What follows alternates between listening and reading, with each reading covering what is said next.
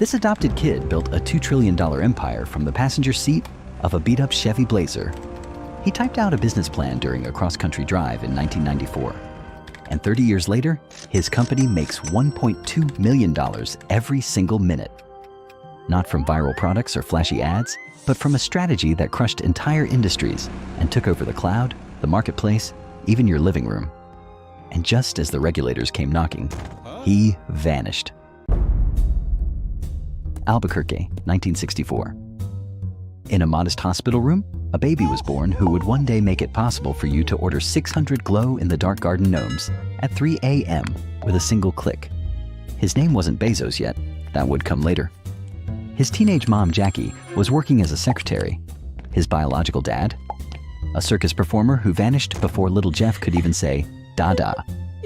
But life has a funny way of working out. A few years later, a Cuban immigrant named Miguel Mike Bezos married Jackie, adopted Jeff, and gave him both a new last name and what would become the origin story of an empire. Even as a kid, Jeff was different. He was the type who'd ace every test, then stare at the stars a little too long while mumbling about colonizing the moon. At his high school graduation, he gave a speech declaring his dream to build space hotels and amusement parks in orbit. Everyone clapped politely, then probably went home wondering whether to be inspired or slightly concerned. Jeff, meanwhile, went to Princeton. There, he double majored in electrical engineering and computer science, because apparently, why choose just one way to take over the world? He graduated valedictorian, but he wasn't your typical popular genius. His brain ran on pure logic, copious amounts of caffeine, and what could only be described as an uncomfortable level of ambition. Still, he was charming in his own intense way, like if the Terminator could crack dad jokes. After college, Jeff did what any overachieving, overqualified tech geek would do in the early 90s. He bounced around safe, well-paying jobs, Bankers Trust, a failed telecom startup, the usual suspects. But then came D.E. Shaw, a mysterious Wall Street hedge fund with a reputation for hiring brilliantly weird people. Bezos joined and shot up to senior VP by age 30, working directly under David Shaw, a man who basically played 4D chess with financial markets for a living. It was at D.E. Shaw that Jeff met Mackenzie Tuttle, smart, sharp, and apparently willing to marry a guy who thought spreadsheets were genuinely romantic. They got engaged just 3 months after their first date. Everything changed with one number. Bezos came across a report that stopped him dead in his tracks. The internet was growing at 2,300% per year. This wasn't just some trendy tech bubble. This was a gravitational force, and Jeff had just discovered escape velocity. So he did what any good analyst would do. He made a spreadsheet, 20 different internet business ideas, online CDs, online clothing, online dog food, but one kept jumping out at him. Books. Why books? Simple. Millions of titles, compact storage, already standardized. Books were, as Jeff would later put it, the perfect gateway drug to e-commerce. Here's the thing though, Jeff was a senior VP at a prestigious Wall Street firm. He had money, prestige, respect, nice suits. So when he walked into his boss's office and said, "Hey, I'm quitting to sell books on the internet," his boss replied, "That sounds like a great idea for someone who doesn't already have a good job." Jeff did the only logical thing. He packed up his entire life, convinced Mackenzie to quit her job too, and started driving from New York to Seattle in their beat-up Chevy Blazer. And here's the beautiful part. While Mackenzie drove, Jeff sat in the passenger seat, typing up the Amazon business plan on his laptop. Somewhere along Interstate 80, between endless cornfields and truck stops, the world's largest online retailer was being written in bullet points at 65 miles per hour. But it almost wasn't called Amazon. Jeff's first choice was Cadabra, as in abracadabra, until his lawyer misheard it as cadaver. Not exactly ideal branding for selling cookbooks. Then he considered Relentless, which he liked so much he actually bought the domain. Fun fact, if you type relentless.com today, it still redirects to Amazon. Seriously, try it. But finally, he settled on Amazon. Why? It started with A, so it would show up early in alphabetized lists. Plus, according to Bezos, it was the biggest river in the world, which was perfect because Jeff didn't want to build a bookstore. He wanted to build the everything store. Back then, there was no AWS, no Alexa, no Prime. Just a man in a garage with a dream, a fax machine, and what friends described as a laugh like a hyena inhaling nitrous oxide. But here's what nobody, Not even Jeff fully realized at the time, this wasn't just another startup. This was the beginning of a 30-year siege on retail, logistics, and cloud computing. He was just a guy with a laptop and a business plan, but soon he'd become something much more dangerous. A founder with no fear, no limits, and a methodical plan to reshape the entire economy. The world had no idea what was about to hit it. Summer, 1994. Bezos officially founded Amazon with $10,000 in seed money from his parents. Money they later admitted came from their retirement fund. His office setup was legendary. A desk made from a door bolted to 2x4s, plain, functional, and a perfect symbol of the company's obsession with frugality. Every dollar saved was a dollar that could be pumped back into growth. In July 1995, the website went live. The next day, someone ordered Fluid Concepts and Creative Analogies, a dense technical book about artificial intelligence. Not exactly a bestseller, but it was a start. Then came more orders, and more. In those early days, Bezos would ring a bell in the office for every single sale, until they were getting so many orders, they had to stop because the bell never stopped ringing. Within weeks, customers from all 50 states and over 40 countries were clicking buy. Jeff had tapped into something deeper than just online shopping. He was selling access, efficiency, and most importantly, time. His philosophy was brutally simple: get big fast. And he meant it. There was no time for polish, just pure urgency. Code was written by people running on no sleep. Orders were packed by employees still learning the software as they went. Mistakes happened constantly. At one point, a textbook was accidentally listed for $23 million. But perfection wasn't the goal. Speed was everything. In 1997, Amazon went public. The company still wasn't profitable, and Wall Street analysts weren't convinced it ever would be. One famously called it Amazon.toast. But Bezos had a different message for investors. Think long-term growth, not short-term profit. The investors who believed him would eventually be rewarded beyond their wildest dreams. Around this time, Bezos launched something that would define Amazon forever: customer reviews. To most retailers, letting buyers trash talk products directly on your own website seemed insane. But Bezos believed transparency would build trust. And he was right. Customers didn't just come to buy, they came to browse, research, and compare. That engagement created something more valuable than sales: loyalty. From there, Amazon expanded relentlessly. Books, to CDs, to DVDs, to toys, to electronics. By the end of the 90s, it wasn't just a bookstore anymore. It was becoming a digital everything store. Revenue was exploding, traffic was surging, Wall Street was falling in love. Amazon had become the poster child of the new economy. But Bezos wasn't just focused on what they were selling. He was obsessing over the infrastructure that made it all possible. In 2000, he made a move that seemed counterintuitive. He launched Amazon Marketplace, inviting third-party sellers to compete directly on Amazon's platform. Most people thought he was crazy. Why invite competition? But Jeff saw the bigger picture. Marketplace let Amazon grow its catalog without holding inventory. More importantly, it gave the company an incredible source of data about what customers actually wanted. That same year, Amazon started acquiring companies strategically. Alexa Internet for web analytics, Audible for audiobooks, eventually Zappos for shoes and their legendary company culture. Later, Kiva Systems for warehouse robots, because humans are slow and, unfortunately, require healthcare and bathroom breaks. Amazon wasn't just selling things anymore. It was designing every single step of how things got sold, shipped, and reviewed. But just when Amazon seemed unstoppable, disaster struck. March 2000. The dot-com bubble burst. Tech stocks imploded overnight. The wild optimism of the 90s curdled into pure fear. And Amazon, still burning money and showing no profit, suddenly found itself on Wall Street's hit list. The stock crashed from over $100 to just $6. Headlines screamed, Amazon.bomb. Analysts predicted bankruptcy within months. The company that once rang bells for every sale was now setting off alarm bells across the entire industry. Inside Amazon, the mood was dark. Layoffs came in waves. Perks disappeared. Side projects got axed.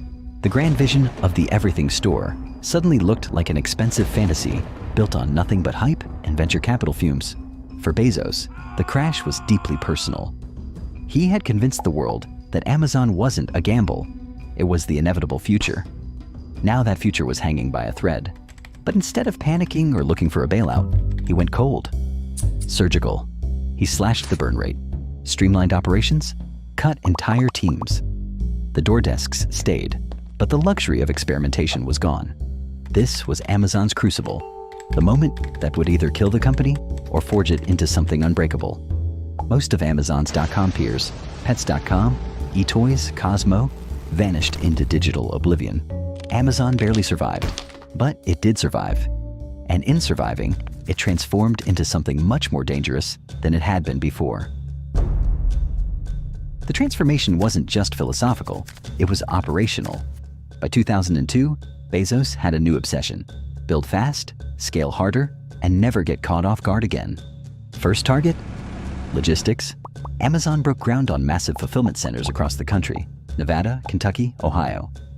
Inside these warehouses, the chaotic energy of the garage days was replaced by something colder and more precise: conveyor belts, barcode scanners, robotic arms, and software that tracked every package, every person, every second. This wasn't just e-commerce anymore. This was the birth of a logistical empire. Then came the kill shots.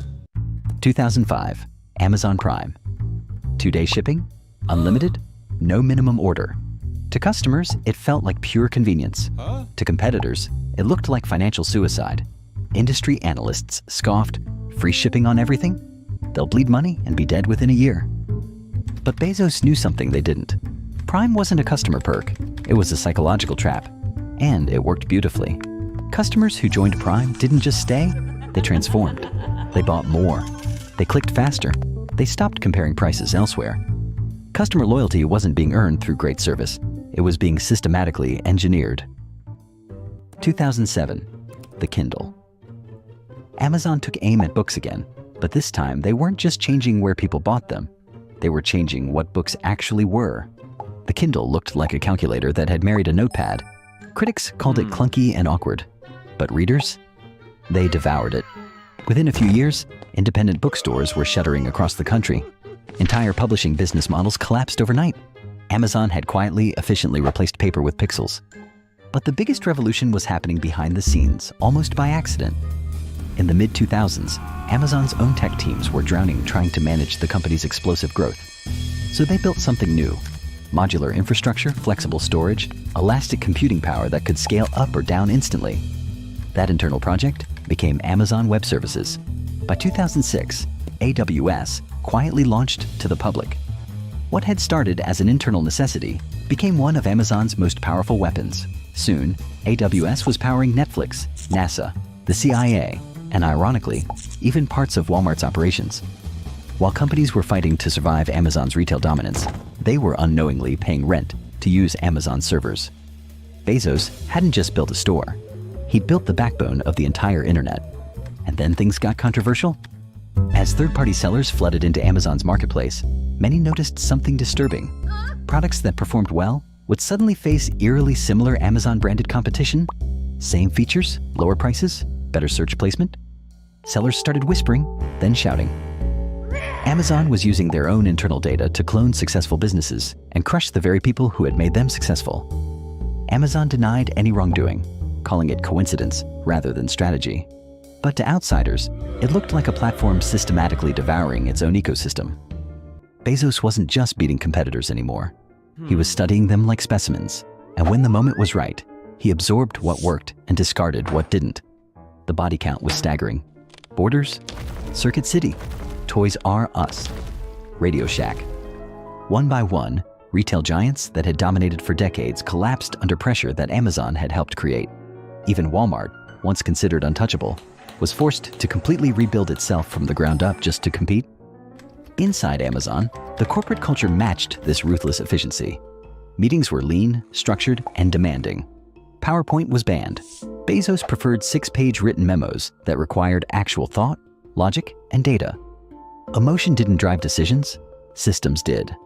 As one executive recalled, Bezos had a simple mantra: good intentions don't work, mechanisms do. His most famous line, "Your margin is my opportunity," wasn't just a clever slogan, it was a threat. Entire industries began restructuring themselves just to avoid becoming the next Amazon case study. Over time, Amazon evolved from a company into something more like a machine. Everything was optimized: fulfillment, pricing, recommendation algorithms, even customer behavior itself. Prime didn't just lock in customers, it conditioned them. It trained millions of people to expect speed, simplicity, and invisible efficiency. And once they adapted to that new reality, there was no going back. At the center of it all was Bezos. Part brilliant engineer, part military strategist, Amazon wasn't just a marketplace anymore. It had become the invisible infrastructure of modern capitalism itself. But no machine runs forever. And Bezos? He was already building his exit strategy. By the late 2000s and 10s, Jeff Bezos wasn't just wealthy. He was small nation wealthy, richer than entire countries, more influential than most world leaders. The guy who once packed books in a garage now controlled a global empire that touched nearly every aspect of modern life. The physical transformation was striking too. Gone was the awkward tech nerd with the goofy laugh. The new Bezos was bald, jacked, and carried himself with the quiet confidence of someone who had bent reality to his will. Less startup founder, more final boss of capitalism. 2017, Whole Foods. Amazon's $13.7 billion acquisition wasn't just about selling organic groceries. It was about reimagining logistics entirely. Overnight, physical stores became distribution nodes. Traditional checkout lines were replaced by app-based scanning. Customers walked in for produce and walked out as unwitting participants in an efficiency experiment. By this point, Amazon had tentacles in everything: news with the Washington Post, entertainment with Twitch and Prime Video, healthcare with Amazon Care, smart homes with Alexa. One by one, entire industries found themselves operating in Amazon's shadow. But with that immense size came inevitable scrutiny. Inside Amazon's warehouses, reports surfaced of grueling working conditions, impossible quotas, constant surveillance, workers collapsing from exhaustion. Critics described fulfillment centers as digital sweatshops. Employees started referring to their handheld scanners as the wristbands of Sauron. Yet somehow, the machine kept running. Orders still arrived on time. The system held together. Meanwhile, regulators were circling. Lawmakers raised increasingly loud alarms about Amazon's dominance, accusing the company of crushing small sellers, manipulating search results, and weaponizing private seller data to destroy competition. 2020. For the first time in his career, Bezos was summoned to testify before Congress. The world watched as the architect of the Everything Store sat calmly before a panel of lawmakers, defending Amazon's practices with the same methodical precision he'd used to build the company. The subtext was unmistakable. You've built something incredibly powerful. Now, we need to know who it actually serves. Then, almost anticlimactically, it ended. February 2021, Bezos announced he was stepping down as CEO. No scandal, no crisis, just a quiet handoff to Andy Jassy, the head of AWS. After 27 years, the architect of Amazon was exiting day-to-day operations, like someone who had finished building a machine and was ready to move on to the next project. So what's he doing now? Sitting around refreshing LinkedIn like the rest of us, pretending to network? Absolutely no. Instead, he pivoted to his original obsession: space. Blue Origin, the rocket company he'd been quietly funding for years, became his new focus. While other billionaires chased headlines with space tourism stunts, Bezos was thinking bigger. Reusable launch systems, lunar landers, massive orbital habitats. He started calling Earth a beautiful place you can visit, like it was a weekend vacation spot, while casually proposing we move all heavy industry off-planet to keep Earth pristine. His personal life became tabloid fodder too. His marriage to Mackenzie ended in what became the most expensive divorce in history. She walked away with $36 billion and immediately started giving most of it away, becoming one of the most prolific philanthropists of the decade. Meanwhile, Jeff made headlines for different reasons. A $500 million super yacht so large, it required a second support yacht just to function. The internet had a field day. But Bezos didn't seem to care about the mockery. He just kept building. Because here's the thing about Jeff Bezos. Earth was never the end game. Not for the kid who once dreamed of space hotels and orbital amusement parks in his high school graduation speech. Amazon wasn't his magnum opus. It was his launchpad. The boy who stared at stars and whispered about colonizing the moon. He's still up there, plotting humanity's next chapter.